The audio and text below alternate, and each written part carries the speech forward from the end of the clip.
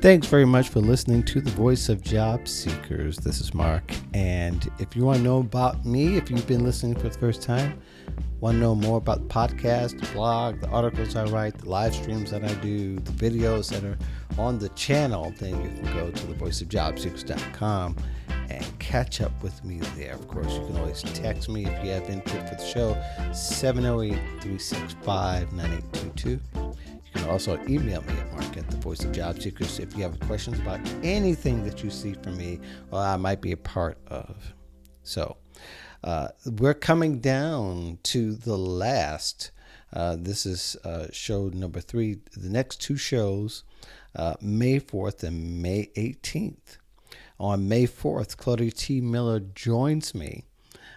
She's a career coach, and she's actually here in the Chicagoland area, but we still did this remote. But join us as I give you an episode of what we do on Fridays. Not her and I, actually, but Damien Burkle. She just happened to replace Damien at the last minute, and I thank her for that because it was truly a last-minute replacement. She joined me on that show to give career advice, and we cover a few job search topics. So I decided to present that for you on May 4th, and I know that you'll enjoy that, as she was quite enjoyable and quite knowledgeable. And if you have any questions about that, you can also catch the live feed that's already on LinkedIn if you follow my timeline. And I'll be and also we have that we'll have that up on the YouTube channel.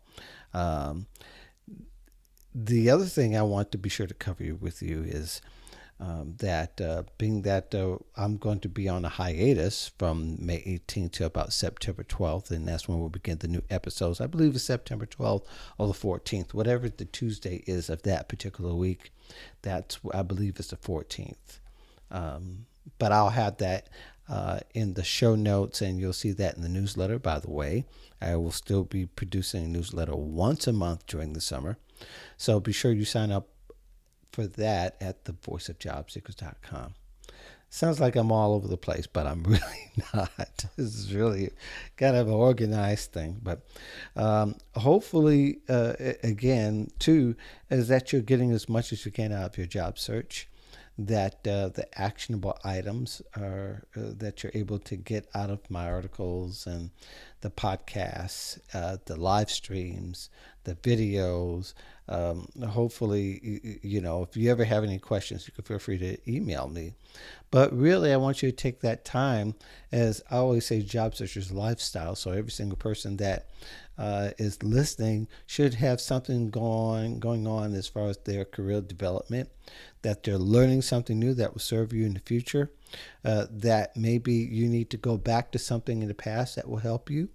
No telling, but definitely you want to be relevant at any particular time. As we learned in the pandemic, things can change very quickly, and really a month is overnight.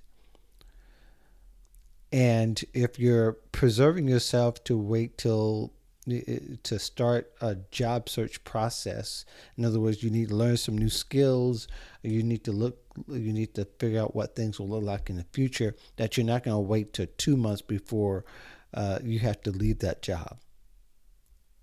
Because job search is a lifestyle.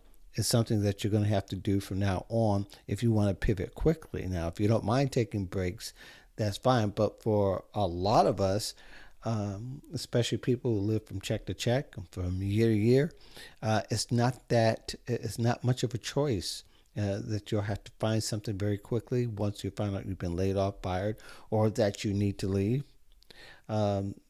Nothing is certain these days. So we learned through the pandemic, through the economic downturn, that your job search is a lifestyle, so you can pivot quicker than you ever had before. So let's make that our goal, okay? In the meantime, this particular episode that you'll be listening to today is with Amber Ferrari and Kerry Gilliam from Jobvite. Jobvite does this survey every year called the Job Seeker Nation Report. Had them on our live stream show on Wednesday. where we talked about in this past Wednesday, and today we're marking this Wednesday, April 21st. So they were on April 14th of 2021. And they got a chance to talk about the study, what it means to job seekers, how recruiters play a big part of the way that job seekers shape their job search. Also, company culture, as far as how what job seekers should be looking for in a company culture. It gives some ideas on what they respond to so that you can inform your own job search and tailor it and look for the things that you want out of it. But definitely it really helps when you want that you have some specific goals and you know exactly what you want from everywhere from what company you want to work for to the salary you want to the kind of life that you want, whether you want to work remote or whether you want to work in the office. All those things are could inform your thoughts for your current or your future job search this year. So I also want to just remind you as well that this episode is coming up on May 4th. It's going to be with Claudia T. Miller, who helped co-host the show in lieu of Damian Burkle's his absence that particular day. And it was truly, truly a last minute thing that happened. So you should enjoy that. And there's a lot of great insights in that particular show. So just so that you have it all again, Wednesday is Job Seeker Nation. You find that at 1 p.m. Eastern every Wednesday on LinkedIn, as well as the Modern Job Search Checklist, which is on Friday at 1 p.m. every Friday, or as many Fridays and Wednesdays as we could possibly do. So I'll leave that alone. Talk long enough. Hopefully you'll enjoy this show. If you want to fast forward all my talk when you hear this again, I'm sorry, but I haven't talked to you guys in a long time. We'll be starting here just a few seconds. You guys have a great week, and I'll look forward to talking to you again for the next show.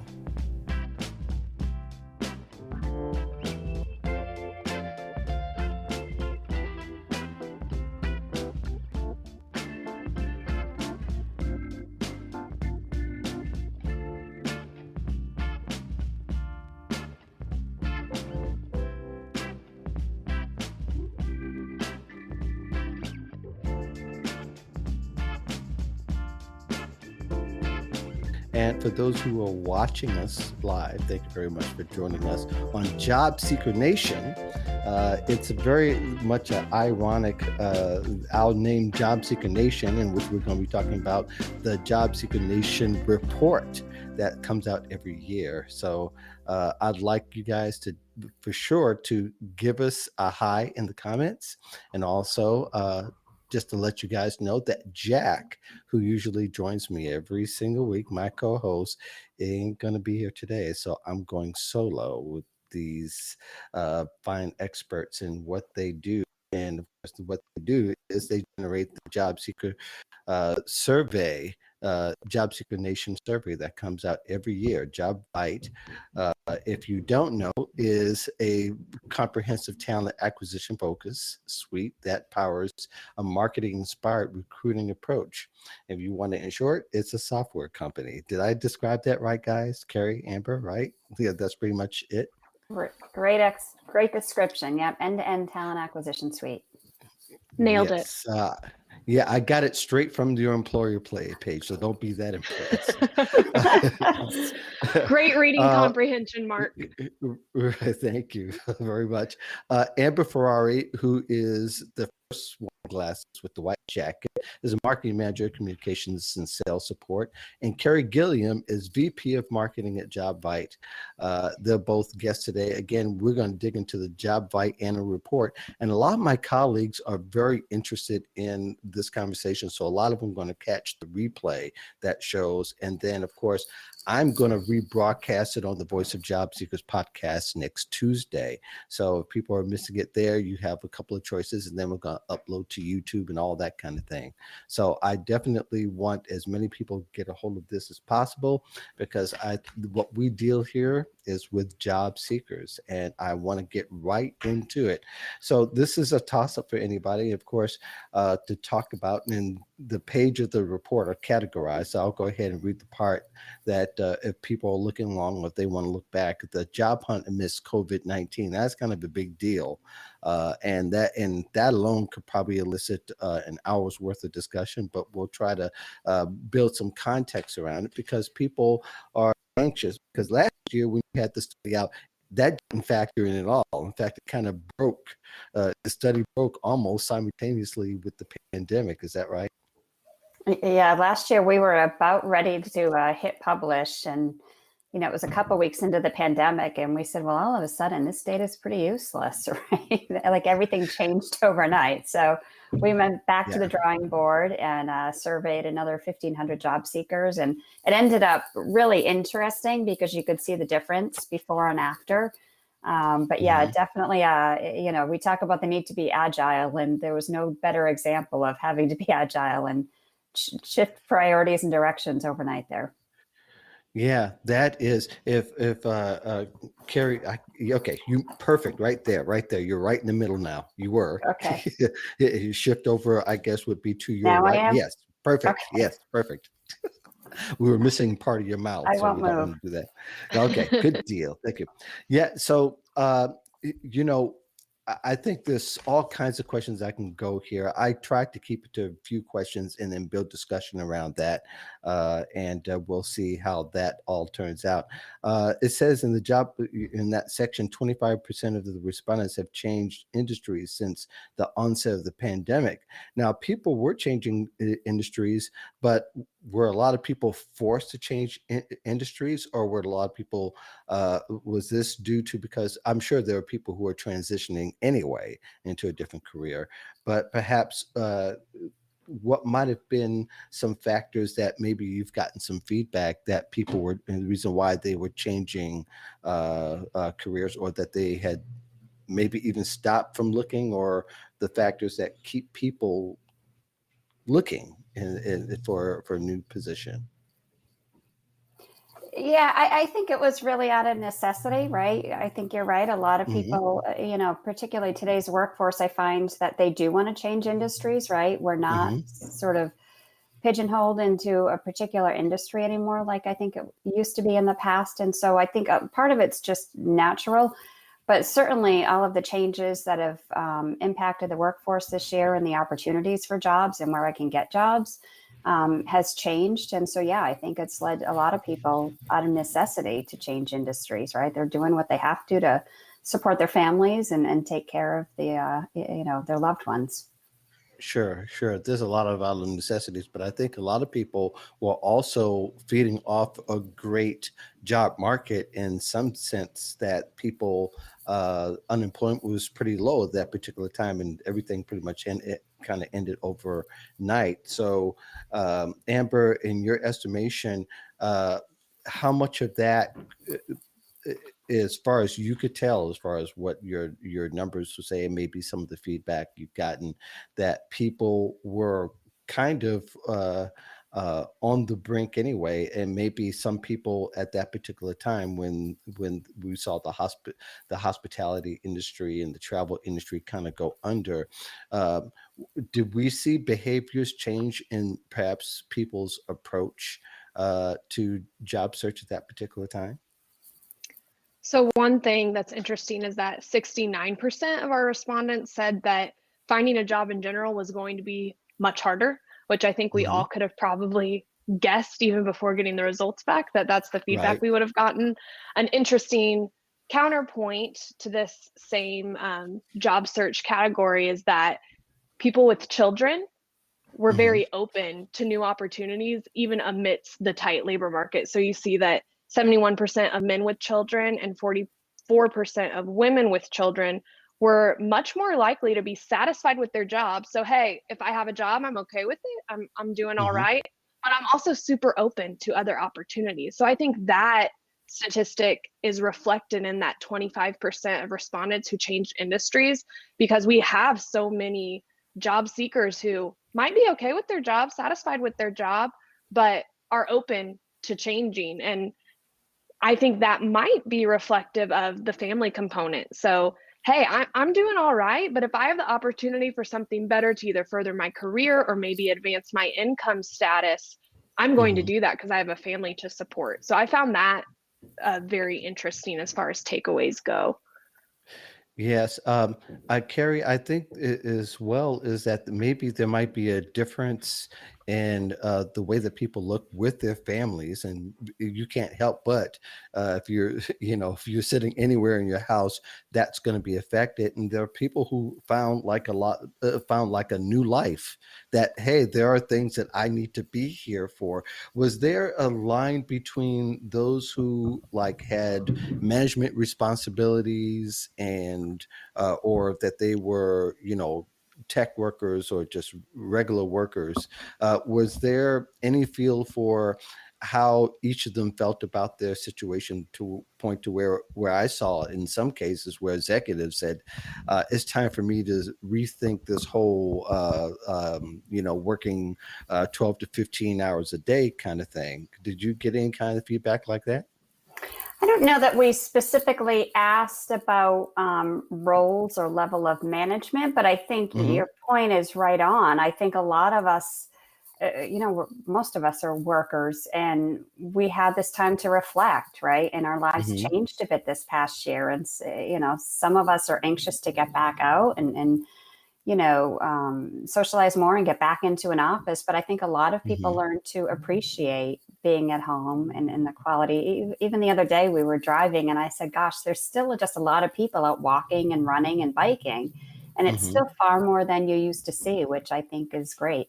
And that quality time with family, with young kids in particular, is important, and people have appreciated it. So, yeah, I think, if I, my kids are older, but if I had the young kids and I all of a sudden had this past year with them, I think I'd be saying, hey, maybe I don't want to give this up, right? So maybe I'd be willing to change my job or change my industry to keep having that quality of life.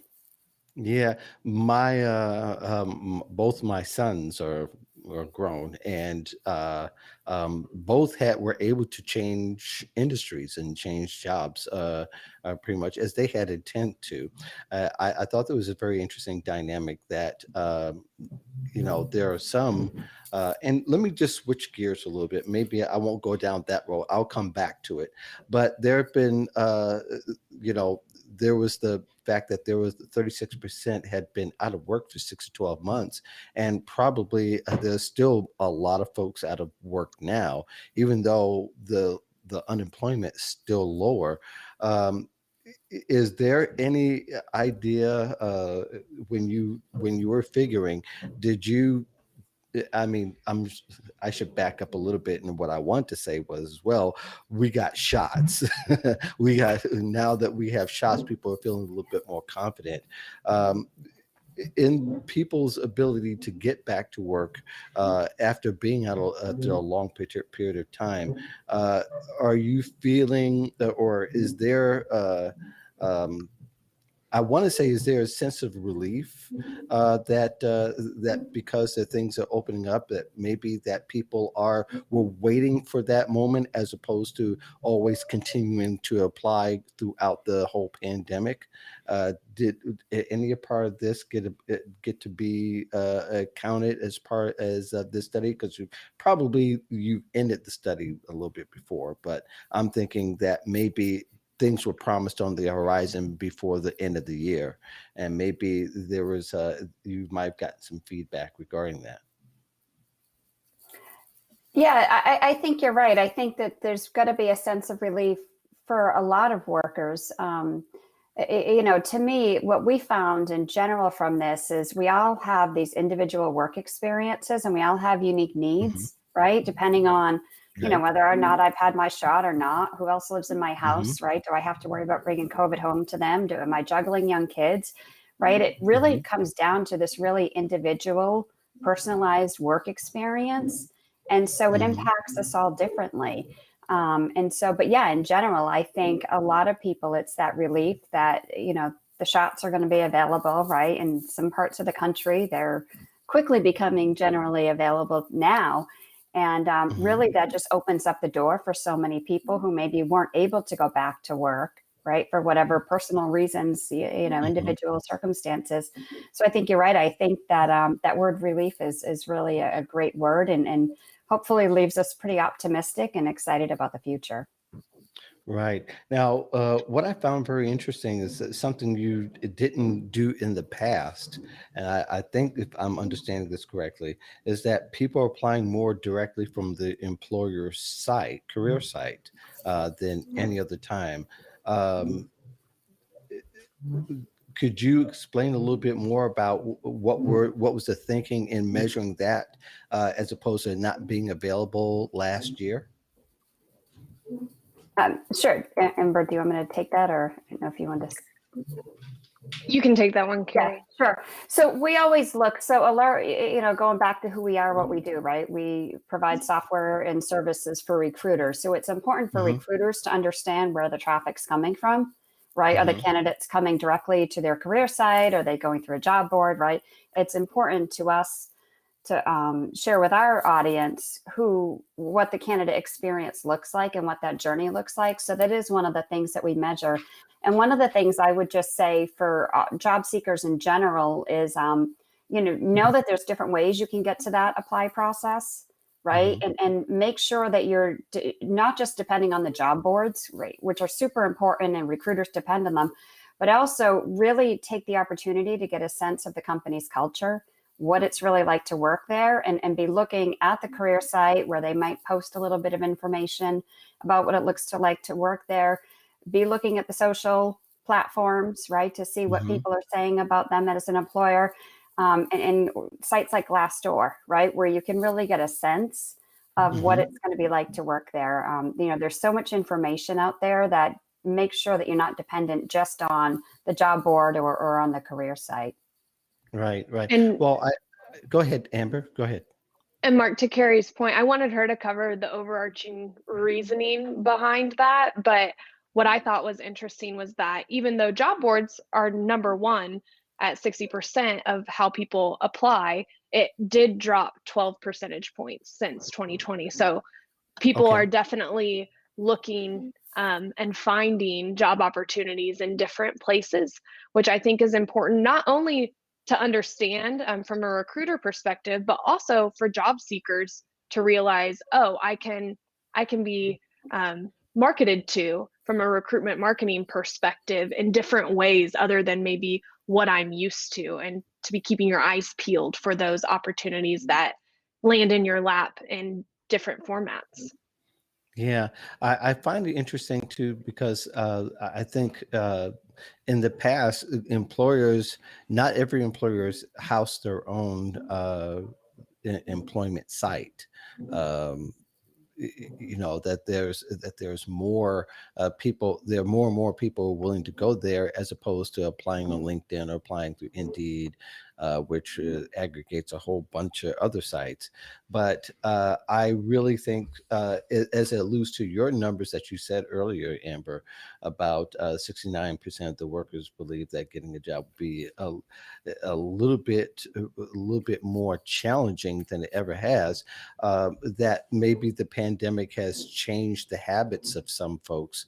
That maybe it's hard to say overall whether they're getting smarter in applying or that they're still running on that treadmill and applying through other particular sites. Uh, is there anything that you can think of that might be or contributors to the perception of job seekers in the way that they feel, or maybe even a better question might be, are there, I don't know, maybe that would be the question that I would even say is that, well, what are contributors to perceptions of job seekers as to what would be the most useful way for them to apply to a job? Well, I'll address your first question on why it might have changed or shifted, Hmm. and Hmm. that's screen time. I don't know if you're an iPhone user, but mine embarrasses me every week on how much I am on my phone, on Right. Instagram, on LinkedIn, on Facebook. So I'd say that definitely propelled us into different sources for how we're being marketed to from a recruitment perspective, and then how we're accessing those applications. So that's definitely, I think, the first trend that's Hmm. pushing people in that direction. Um, but also, I think from an employment branding perspective, which I'm lucky to be able to dabble in that at Jobvite, and we're hiring. So go to talent.jobvite.com to check out our career site, which is brand new, and Okay. check out our listings. But I'm learning that that can't be the only place that I interact with our prospective employees. I have to be keeping our employment brand fresh on Facebook. I have to be keeping it fresh on LinkedIn, and those audiences are all a little bit different too. So really tailoring your messaging and how you're interacting with job seekers, I think is changing. And that's why we're seeing job seekers go through different avenues to apply. Hmm. And really, the low hanging fruit would be if more employers were serious about their brands, they can present themselves to more people and imply that way, which could be a low hanging fruit as far as the job seeker is that they can actually get in when the cost of entry is a little low, so to speak. Does that sound right to you, Carrie? Yeah, I think I don't know that I followed you exactly, but yeah, I think and I think recruiters are doing that, right? They're trying to make it easier for candidates to apply, Hmm. to Amber's point, right? If people are on their phones, right? So there's a lot of focus on making sure that people can apply on their phones, making sure that they can communicate with recruiters on their phones. And so I think recruiters and talent acquisition leaders are trying to do that and make it as accessible as possible. Yeah, and I think that's what I ultimately mean is that people are very hesitant to connect with recruiters online.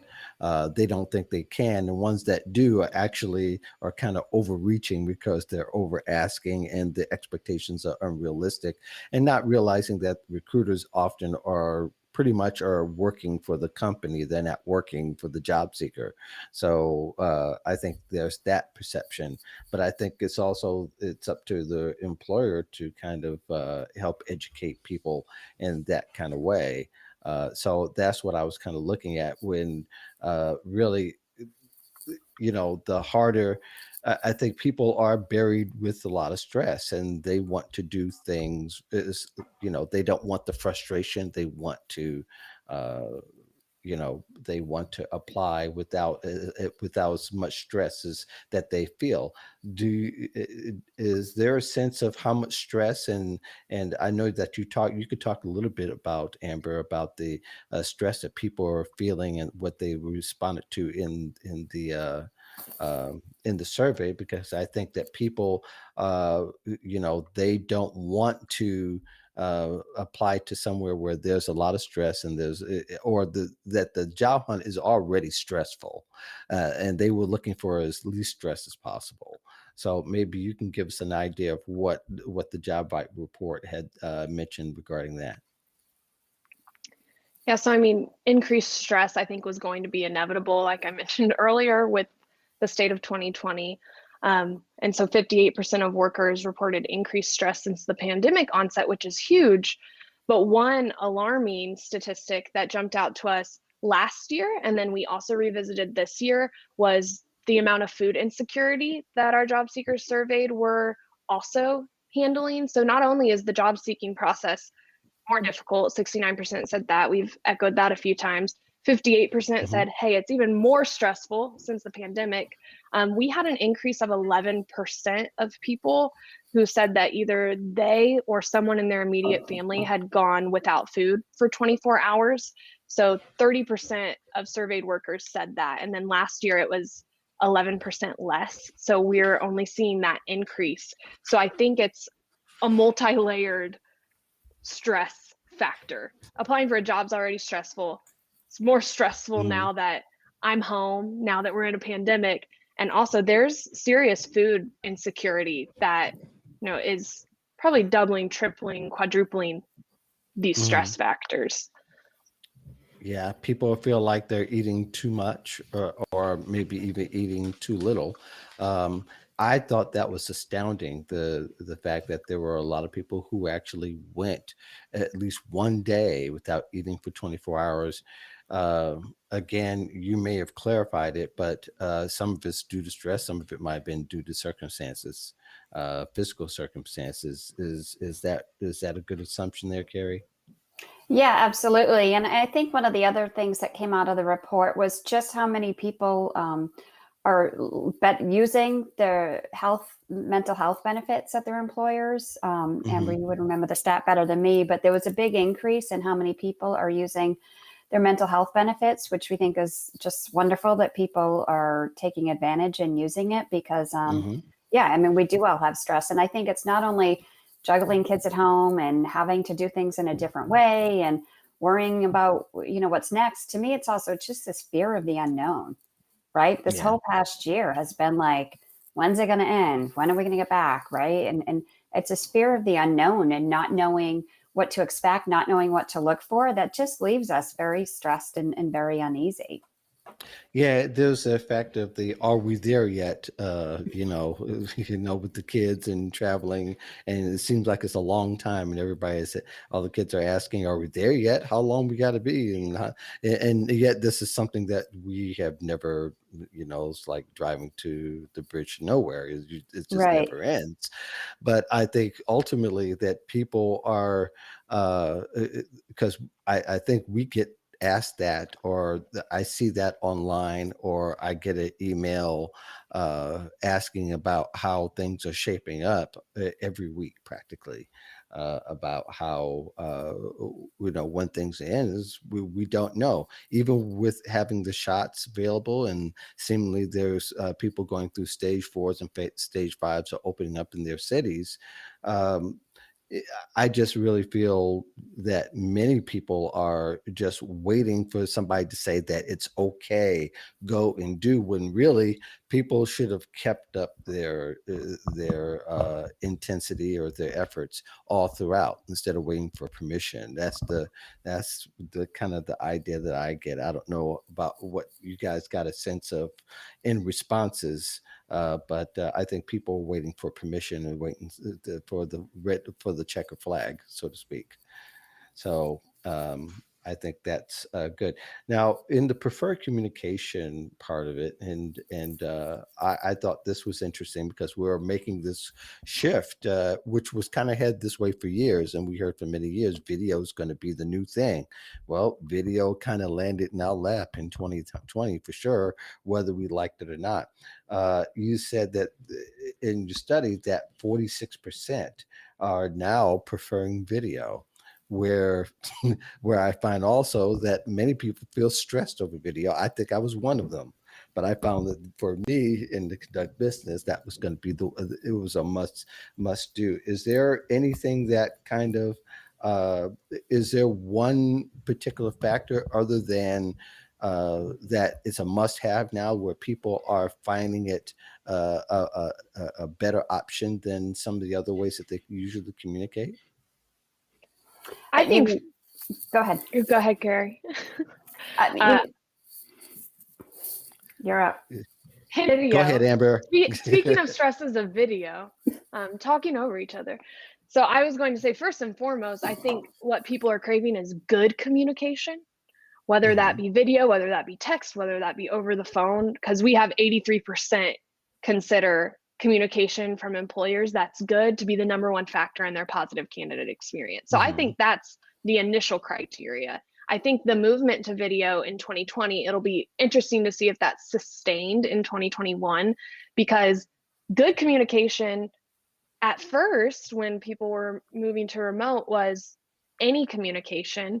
And then the lack of seeing each other, the lack of physical interaction was lacking. So that adaptability that recruiters and talent acquisition teams were relying on forced them to move to video. Okay, Mhm. calls may not be enough since we're not getting that in-person time we're used to.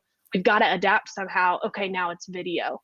And I think preferring that is because we were forced to become comfortable with it. I think there are also other modes of communication, like texting for screening, quick communication for scheduling is awesome via text as well.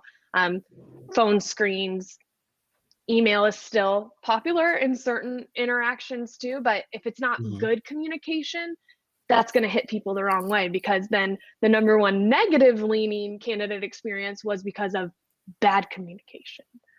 Yeah. Yeah, I think people are kind of, everything's centered around the mobile phone.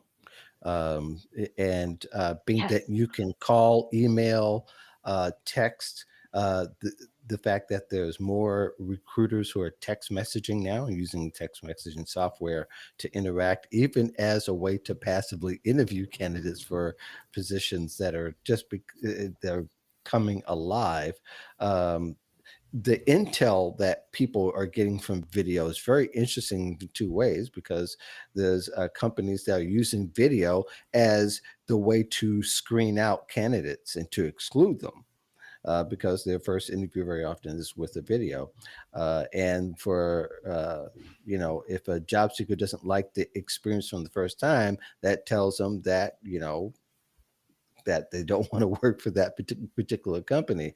Do you find, I don't know what part of the communication speaks to the way that's changing the habits of people, but for the fact that mobile is kind of the way that people are clinging on to. So therefore, it should be easier for them to make an impression of an employer at a particular time. Did you understand what I was saying, Carrie? No, I don't know that I do, honestly. I went through three scenarios, but I guess ultimately mobile is kind of really the center of everything that we're doing. That for job seekers, that the phones they can email, they can text, they can do video on the spot, they can video where they are, no matter where they are, as long as, of course, then maybe they're dressed appropriately. But it seems like mobile has pretty much taken over our lives. Yeah, absolutely. And that's why it's been so important for us as the software provider to make sure that our recruiters can communicate with the candidates on their phones, right? Whether that's through video interviews or text messaging or even, chat bots, whatever it is. So important that these recruiters have the tools and technology to deliver that great candidate experience like Amber talked about, right? That's so important. At the end of the day, that candidate experience comes down to communication. Right. I think, I want to know where I stand in the job process. I want to know, if I'm selected or not selected, and if so, why or why not, and, give me feedback, right? And make sure that you're communicating with me regularly. It's so important for these candidates. Right. And even in your study, you said that workers with children are more likely to prefer have a job interview scheduled through text messaging. I thought that was interesting. I think that sounds about right on, because that's something where they're getting, some of the kids, as young as 8 or 9 years old, they have a phone, they have access to a mobile device, and they can see all of that communication and respond to it all in one place, as opposed to having the phone, the laptop, and the tablet all in tow. It's one of the phrases I heard a few years ago. It's no longer a work-life balance, it's a work-life blend. And I think this past year has just really amplified that, right?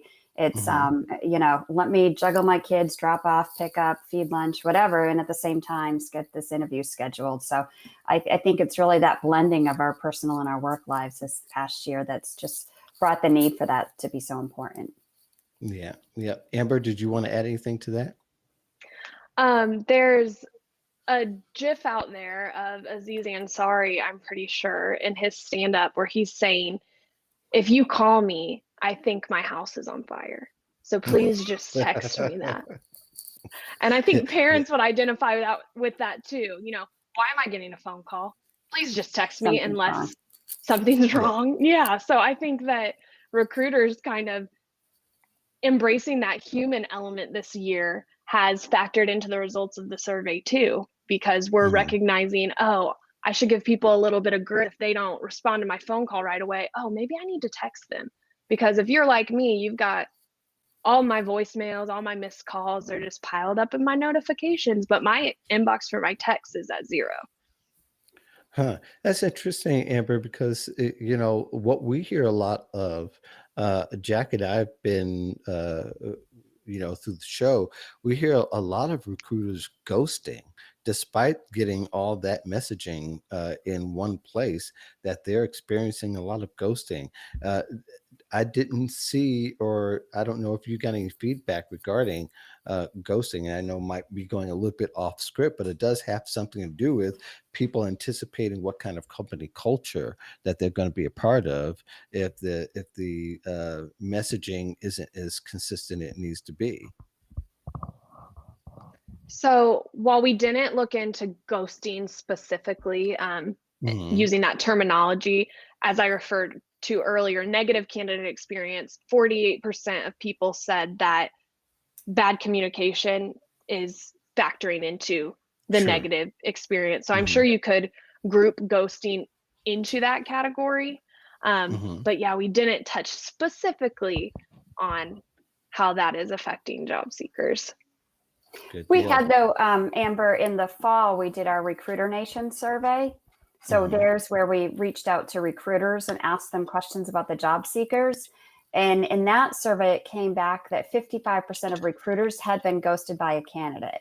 So it's definitely, kind of going back and forth on both sides of that conversation, that there's ghosting on both sides. So, important really. And just, let's just not do it. Let's just follow up with people and communicate, right? Right. That'd be ideal. But I think, I don't know whether we could say that it was happening before the pandemic or if it was something during, but it is definitely because we have the tools now to amplify how we feel no matter where we are, where we're having the issues land right on our plates. Let's talk a little bit more about company culture. Now, you say that in the survey, it says, where do job seekers go to get a sense of an employer's company culture or brand? And this is 37% employer job boards or review sites, employers' social media. There's 33% information videos on the employer's site. It's 32%. What is it about the job board that people feel very comfortable about? Um, a lot of people in the past have, we're talking about 2 out of 3 people are trying to avoid the job boards, but still, for what we know about job boards, they aren't the most responsive when it comes to being able to get an application through to an employer. What is that they feel comfortable about? And I think one thing I think of that it might be easy. Amber, did you have any conjecture about that when you saw that? I definitely think it's interesting. There's also the factor that there's so many job boards. So with kind of SEO on search terms, that could be playing into how those are appearing in a quick search. They also have one focus, which is to get people in through an application. So they're also contributing more dollars to show up in some of those searches. But I'm wondering, Carrie, with your CRM background, what you might think about that statistic. Yeah, I think, depending on the job that you're applying for or what you're looking for in a career or in a job, it's an easier place to start, right? It's a job board. It gives me several jobs. If I want to be a marketing assistant, right, it's going to give me several jobs I can explore for different companies from one central place. So, right. So it makes sense. If it's, I know I want to work for a particular company, right, then I'm going to go more directly to that company's career site. But I think that's why more people end up using the job boards is, I just know I want a marketing assistant job or I want a customer service job, right? And they're not as set about what company they want to work for. Yeah. I think the experience, a lot of people feel that it's so impersonal because you don't there's no indication whether a company is looking at your application or not, which will a lot of us do. We say avoid the job boards. Try to connect with somebody who can refer you and pass on your application or pass on your resume, and from there you can get a better gauge as to what will happen. But they also know too that referrals kind of breeds and increases your chances of getting an interview. Hmm. So, Right. um, you And know, important to understand from mhm, the technology side of things, right, from the back office for job seekers, for candidates, is these job boards, they're building integrations with the tools that the recruiters are using, right? So, like, for mhm, example, at Jobvite, we have over 350 integrations that we've built. And so understand that they are, most of the time, the job board is taking your application and feeding it over to what the recruiter is looking at. mhm. So, depending on what that integration looks like, how streamlined it is, that could be leading to, if people are frustrated that they're not hearing back, it could be related to that as well. Very good. If those of you who are watching and listening, if you have any questions, this is the time to do so. I'm going to just go for a couple more rounds and then we're going to end it here with Carrie and Amber. But I want to be sure that we get your questions in. So if you go ahead and put it in the chat, we can go ahead and get some of those answers as we can. Again, this is a report, and there isn't particular intel. Sometimes I do ask for the field to get an idea of maybe if they've gotten additional feedback, maybe from other parts of the survey, of what the habits are, and maybe you can take that information and change some of your habits to something that might be more viable and that could work for your job search. So that's why we love doing this. Let's talk a little bit about diversity and inclusion, which was great to see amidst of the chaos from last year. And but of course, a lot of people feel like that was something that was going to naturally evolve. Um, you have seen in your survey that 42%, I believe that was part of the survey, that people are now checking the diversity boxes a must have as opposed to something that's more of an option. Um, did you gain any insight into that particular section of your report? Start with you, Carrie. Yeah, absolutely. It became clear over the past year with all that we've experienced, the focus on, right? I want to work for a diverse workforce.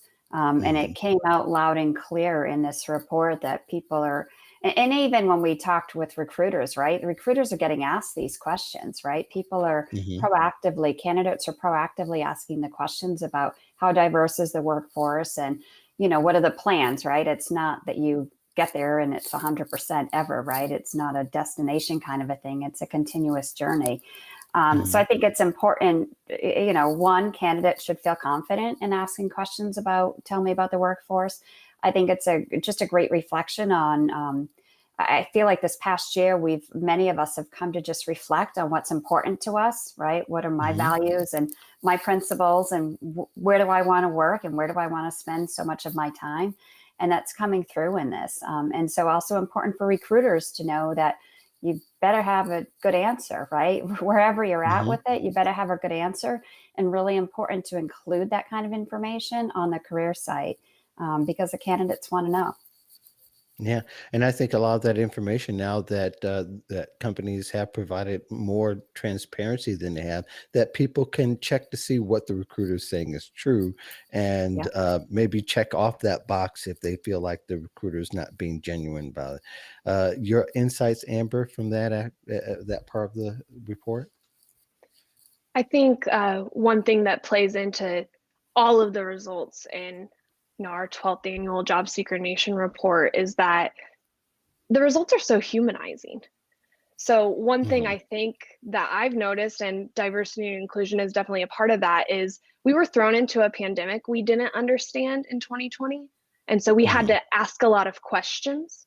And so I think the opportunity to be vulnerable and ask additional questions has morphed into the job seeking process as well, so that people feel more comfortable and more empowered to ask questions about things like diversity and inclusion, equity and inclusion, whereas before they may have hedged on some of those questions.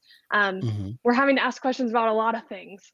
So that's becoming more commonplace. And I think those recruiters who are being asked those questions are more equipped with good answers, because the entire talent acquisition process has had to reflect, adaptability and progressing forward on things that matter. Are recruiters becoming more comfortable in answering that question? Is there any indication that that they seem to, for them, I guess for now on, it's going to be a regular part of life, right? It's going to be something that they're going to be asked for up front more so than on the back end. By the way, how diverse is this company? They're asking, people are starting to ask more up front. Is there any discernment of comfort level that you might have been able to ascertain, Carrie? Or you could say no if you haven't, but yeah, no, I don't think when we talk with our customers and our recruiters that work for our customers, I don't think that there's concern or hesitation. I think most of them are pretty comfortable and they expect the question now. I'd say So, go ahead. employment brand mark factors into that too. Company culture still really matters. 86% of people think company culture matters, and the diversity initiatives are a part of that company culture. Do you have a neurodiverse workforce, racially diverse workforce, gender diverse workforce? That's something people want to know, and it's a part of culture. So I think it makes sense that we would feel comfortable in understanding what our culture is and reflecting that in our recruiter responses. Yeah. I think it's a great area of discovery.